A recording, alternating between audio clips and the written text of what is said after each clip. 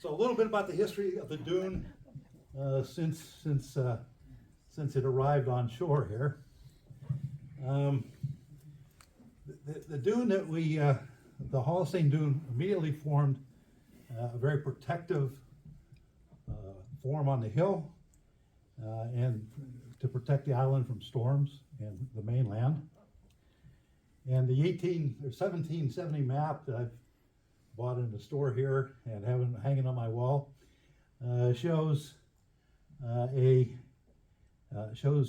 running just pretty much the way it looks today. And the notation on the map reads, high sand hills being a natural dike or fort against the sea. Indeed, that's what it is. And we need it to be, because we don't have anything else. Okay? We were in great shape until the engineers and the big boats came, and then things started to go to hell. From 1831 to 1893, we added about 400 foot of dune and beach on the island. And I prescribed that to the fact we probably had more farming and soil erosion in Georgia that washed more sand down to us. That's the only thing I can figure. No other real explanation. But then in 1881, the jetty was built because the ships were getting bigger coming into port, and they needed to jet the channel out so it didn't silt up and form a blockade for the ships. And so it was finished, I'm not sure, 1893 or so. And so from 1893 to 1924, the beach lost what it gained before, plus 50 feet. And we continue to lose because sand is typically coming north to south in a rather large volume. It's equivalent to about 50 truckloads a day enter the beach on the north end, enter the island on the north end, and get forced off the other end of the island the same day. That's on average. Last week, we probably saw a heck of a lot more moving. Okay. So anyways, the whole secret is you got to keep the same amount of sand coming in as is going out to keep your beach and your dunes. And for a long, long time, that levee made it not possible to have that happen. In nature, the channel ebb and flow across the channels moves the sand across naturally. And we can get our sand from Cumberland Island, and we can supply our sand to Talbot Island, and everything stays cool. But again, the jetty blocked the supply, and instead of the sand coming across to us, it got jetted out to the deep water where it couldn't come back to the beach. And so we for a long, long time, we eroded our beach over 100 years. And our dunes and our beach shrunk, and because they were sand starved. They were giving up more to Talbot than they were getting from Cumberland and the river. As I mentioned, the jetty did also block the north end of the island, and so the sand that would go in like on the flood tide sort of got trapped there, and that's how that little piece of brand new land got formed on the north end of the island and the north end of the city.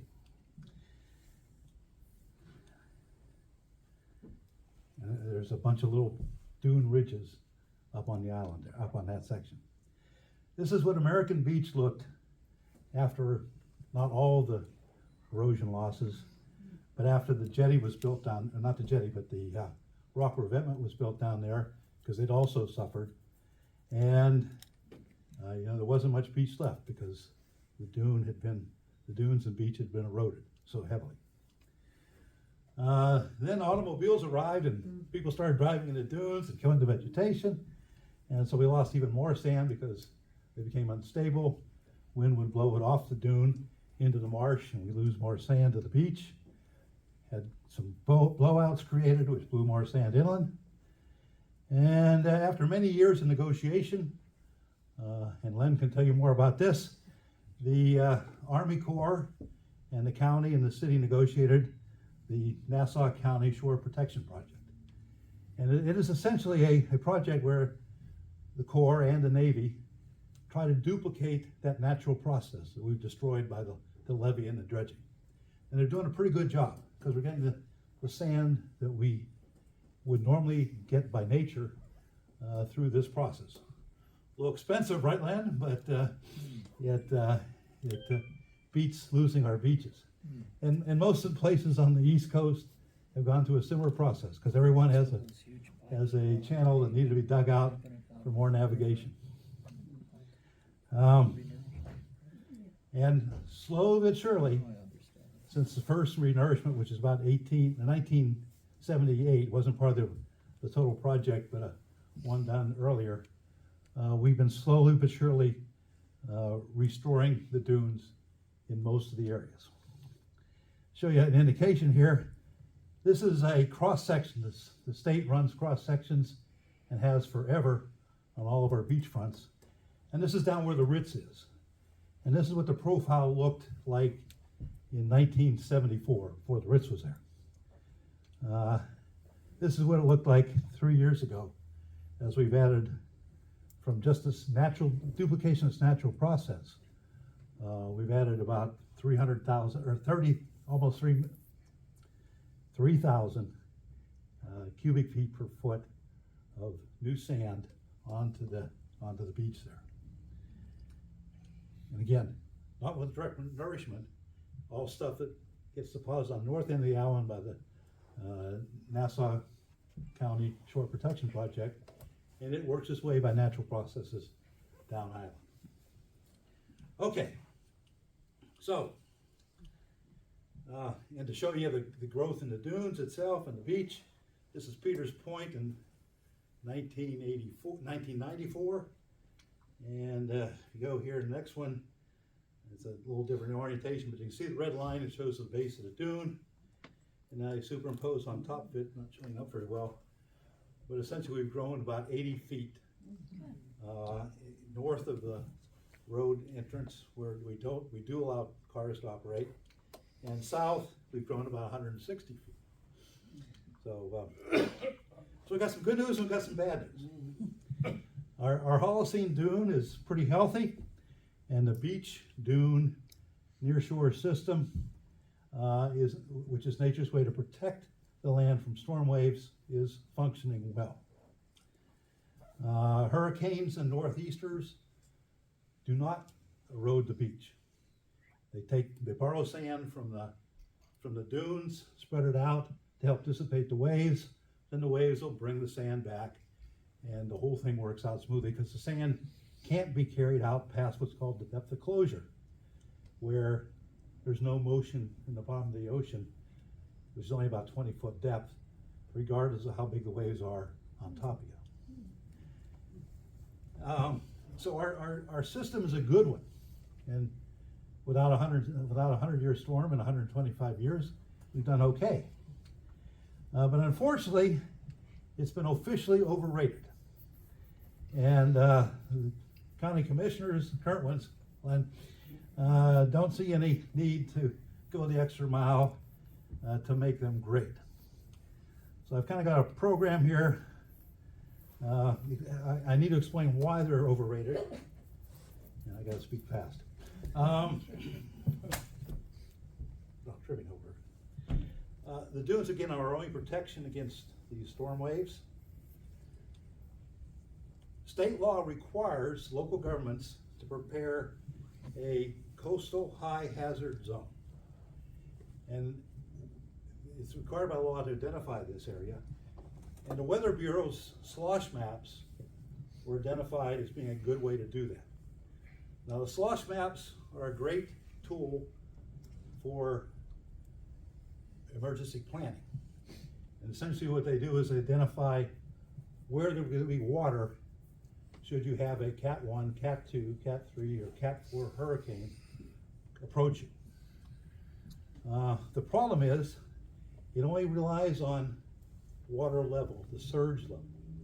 It doesn't concern itself, it's not designed to understand the waves that then work on top of that level. And as we found out from Superstorm Sandy in New Jersey and New York. Those waves riding on top of the storm surge can do a lot of damage to the dunes. So the FEMA, who's in charge of insuring us for flood damage, decided to reassess the risk. And doing so in 2017, they came along and decided that about $250 million of Amelia Island property that was previously considered safe from storms was indeed in the VE flood zone. Okay, now you may think that's just not legalese, but bureaucratic garbage, but I'll show you something here.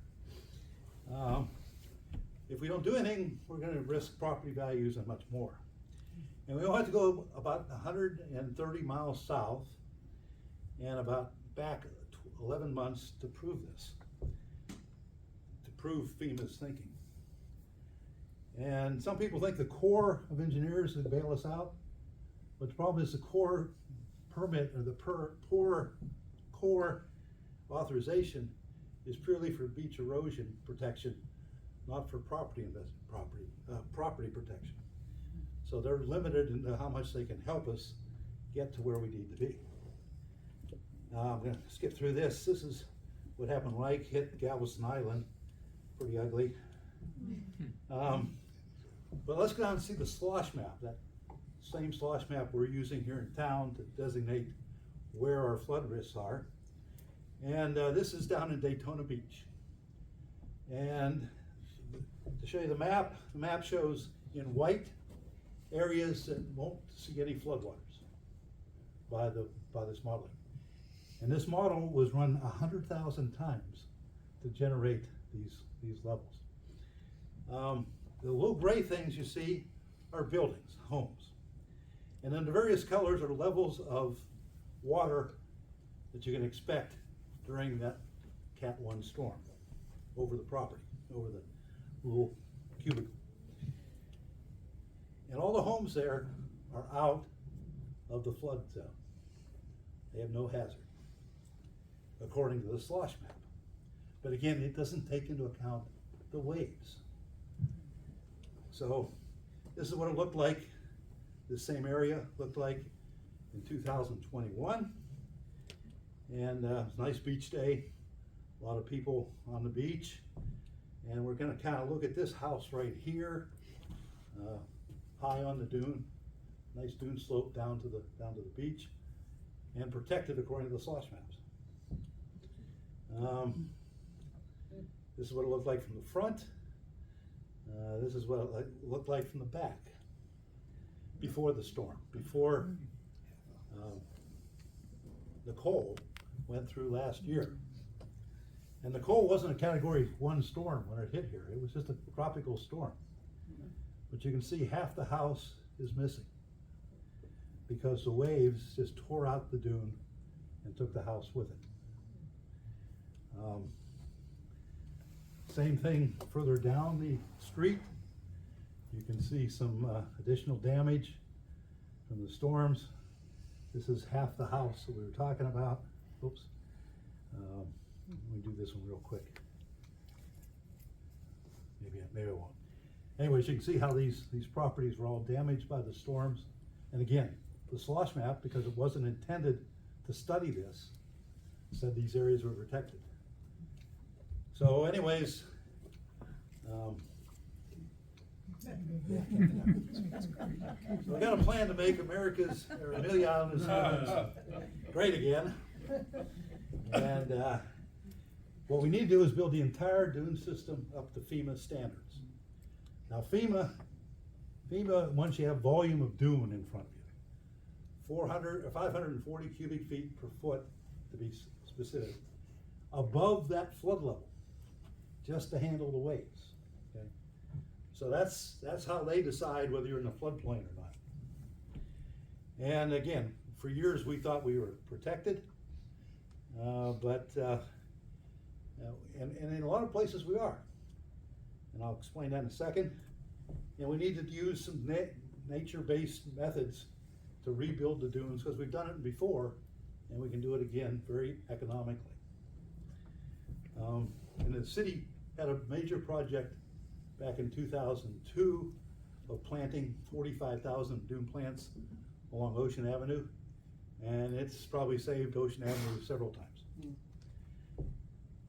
So this is the FEMA 540 rule, and again, 540 cubic feet per foot of dune front above that swell line, that 9-foot level here on the island.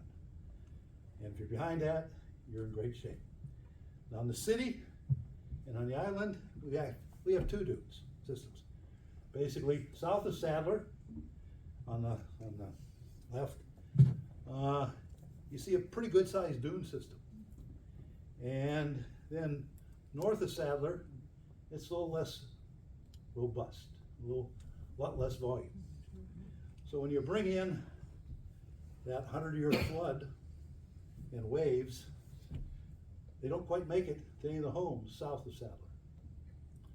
Unfortunately, north of Sadler, they theoretically roll over the first line of houses and are washing up on the laps of, or the doorsteps of the properties across the street. This is a revetment we built back in the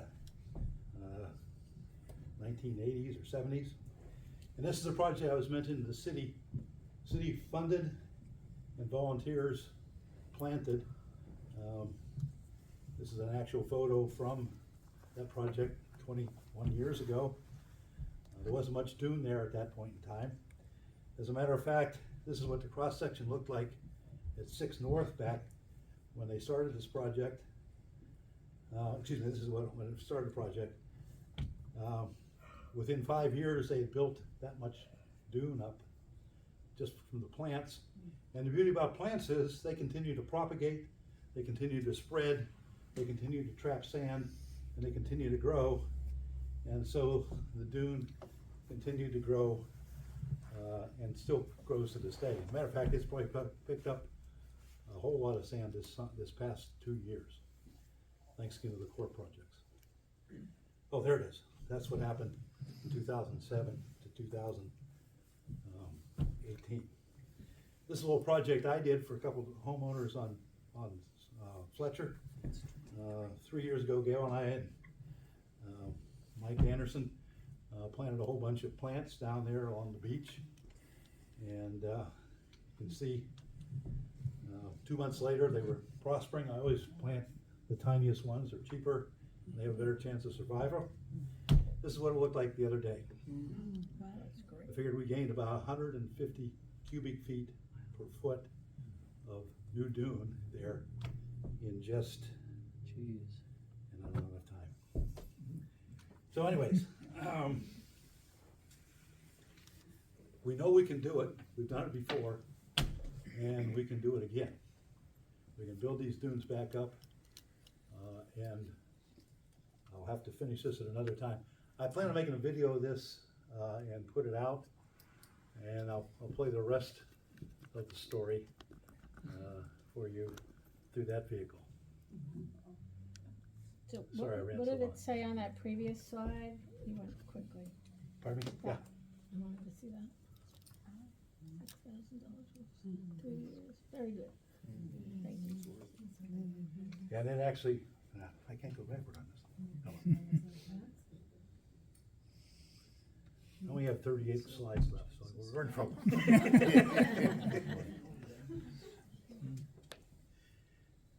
Any questions on what I was able to cover, or anything that you think critical about? Yeah, you mentioned infiltration early on, and talking about the secondary dunes in the Pleistocene. What do you mean by infiltration? Infiltration of Water, rainwater. Okay, Ability of rainwater to percolate through the soil, get into the water table quickly. I see. Without running off, without becoming what we call flashy runoff. And we're on 2 big sandbars, sand dunes. And we should have very good infiltration, because there's not much to stop it. Except for Except for concrete and asphalt. impermeable roads. surfaces, Pardon me? which impermeable surfaces, Right. which are homes, roads, any Everything. roof covering, Yes, which exactly. is a lot here. It's a lot, yeah. Yeah, But, that's the thing we gotta balance. and the trees are still coming down. Right, yeah, They are. they are, yes. You know. Frank, Yes, Frank mentioned the cost, and in the city, in the county, we actually have two programs. One is a Navy program from actually 85 with an agreement in 98 where the Navy pays 100% of the cost. The other one is in Nassau County where the federal government pays 79% and the state had paid 9%. So we did a project here, it was a kind of a joint project with a lot of money, hurricane money. 2017-18 was $32 million, and the city and the county paid $300,000. And that money actually came out of the TDC. So we have a really good program, which could be better, as Frank says, but we're not paying as much as the rest of the country is. yeah, I'm just, what I meant by that, you're totally correct, Lynn. What I meant by that is these projects are very Oh, expensive. yeah, I wasn't, I Yeah. understand. What They're- is they're, TDC? And a You lot of said people TDC. down the coast with Tourist development. less good agreements are paying a lot more and getting less, so. Yes, I have two questions. So I read the other day, some place that having dune problems had put all these rocks in, like what I saw in your, but the story said that really makes it worse, that the erosion gets worse. yeah, the problem with a hard surface, the way the sand absorbs the wave energy is it kind of gives with it. I like to compare it to, you take your kids out to the beach when they're young, and you have them dig in the sand and move sand around to wear them out. That's kind of what the beach does to the waves. The only friction you get, the waves go across the ocean almost frictionless, because the waves only act in about the top 20 feet or so of the surface of the water. So they only start to interact with the ground and dissipate their energy when they get to 15, 20 feet of water level, depending on the wavelength, and that's for a big storm. It's a big wave. So that's where you see the breakers is where they're starting to run into soil, run into the bottom, and start to lose energy and move sand. That's part of the energy loss. Move the sand up the beach and drag it back out. And the dragging back out extends the area that's under 10, 20 feet, so that you get more erosion there, okay? So it helps two ways. It lengthens the channel for the dissipation of the storm energy and stops the waves from getting further and doing more damage further inland. So yeah, the problem with the rocks are they reflect the energy. They don't absorb it, they don't wear it out, they reflect it. So it goes back out and it takes more sand out as it's going out and doesn't bring it back in. So it's a reflection of energy, and so the beach is getting hit both directions by the energy that is hitting us. So yeah, the hardscapes have long since been abandoned, except in desperation. And unfortunately, there's a lot of places in desperation. And the other question is it illegal for individuals to plant that stuff on their dunes or near their? Oh, yeah, completely legal. Matter of fact, it should be encouraged. Yeah. Legal, yeah. Oh, it's completely legal. Legal, yeah. The only thing you gotta get a permit for is you put up sand fences. And part of the talk was, I discourage using sand fences because they tend to get trapped in the sand. They need a permit. They can interfere with the sea turtles, and they tend to stay there. I got a picture here somewhere. I'll get to it real quick. They end up in a pile of there it is. They end up in a pile when the storms take them out, because dunes are sacrificial. Part of the dune is going to get eroded in any storm. It'll come back, but it is sacrificial. If the sand fence gets washed out, it's gone, becomes part of our trash. If a CO gets washed out, it's gonna leave part of its roots, it'll grow up and start reestablishing the dune immediately. So, So I got a question. yes, sir. So you showed beach access 29, which is actually the beach access I use to go to the beach, and it's where you planted your seedlings and were claiming fame, and probably a great job. But I go down there and I see sandcastles with like hundreds of, you know, what are the sea oats, I guess, right? Jammed into these things. The kids during the day have gone up into the dunes and yanked this stuff out and dragged it down to make their sea castles look even cooler than sand castles. And I wonder if, like, you know, the fences, the ones that you don't like, would keep the kids out of there, but maybe ropes or some kind of, dude, you shouldn't go in here, you know? Okay, let me, I don't know if I got the picture. The easiest way is you put up a sign and says, danger, rattlesnakes. Yeah, you won't go in the dune down in, anywhere near the dune down in. Pygmy rattlers. Where is it? Oh, Flagler Beach, but they got big signs, beware of snakes. No, you got a very good point, and one of the things that I'm promoting in this program is we have more protection for people doing these things. We had a big project that involved volunteers, and it was paid for by one citizen.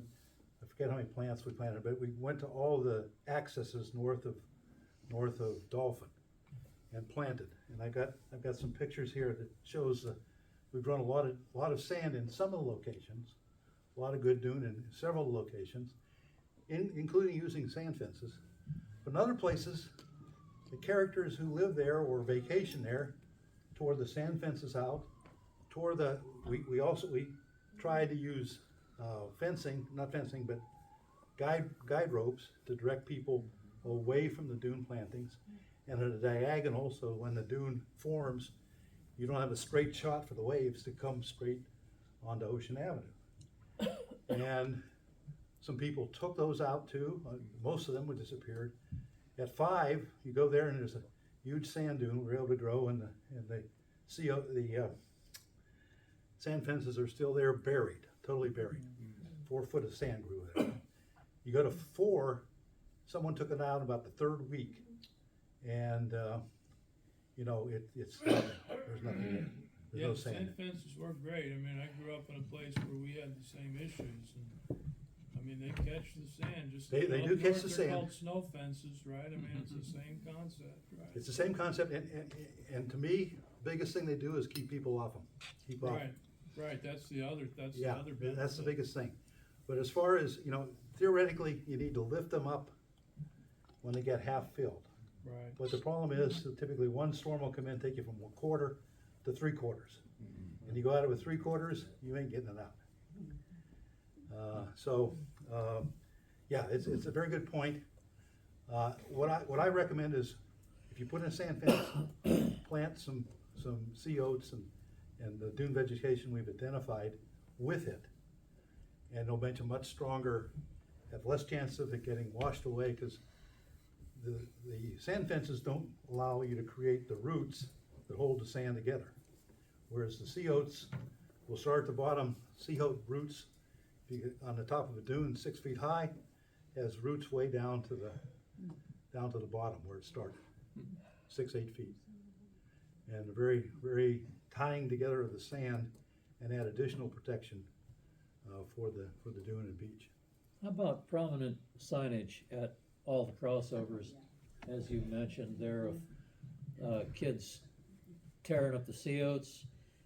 Just one large sign at each crossover place where the parents would see it and hopefully say, you know, Protect our dunes. yeah, I mean, to stay off the dunes is one statement, you know, and I can see where they'd go, well, I want to go up there anyway. But the thing of pulling plants out of the ground, I think most adults, even if they don't know anything, would say, okay, we're not supposed to pull those up, don't do that. So I wonder if signage would be an easy fix not fix, but a way to address that. Certainly a big part of what we're proposing involves education of not only the residents and the visitors of what we're facing with our dunes and what damage they can do to them.